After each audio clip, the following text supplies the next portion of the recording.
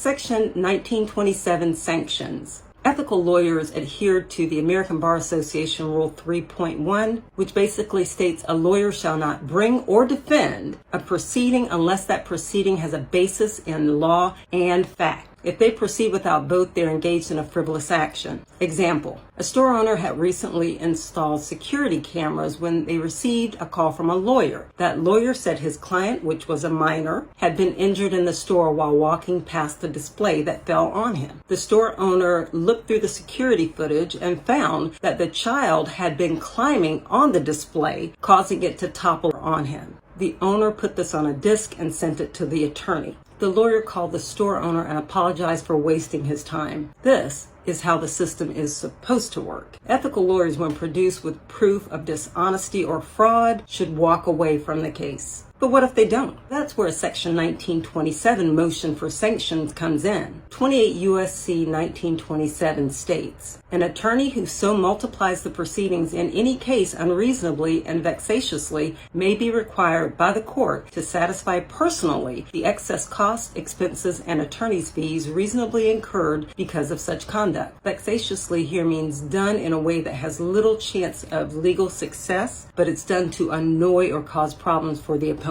Notice it says excessive cost. So at the point that that lawyer knows for sure that this case is bogus, from that point on, every reasonable cost that you've had, that lawyer could be ordered to reimburse you. Real life example. A cancer patient went to a lawyer and made a will 4 months before she died. She was not on any pain medication. 10 weeks before her death, while she was taking narcotics for cancer pain, she went to the home of a new caregiver for hospice. After the patient died, the new caregiver claimed that the patient left their entire life savings to the caregiver. This was inconsistent with the will. It was also inconsistent with what was told to her children. Consequently, the caregiver was sued for fiduciary theft. It was so obvious that the caregiver had taken advantage of the dying cancer patient that defense counsel himself, Tanner Pittman, expressed to the plaintiff that his client's claims of $60,000 of gifts were not honest. Thankfully, the plaintiff recorded it.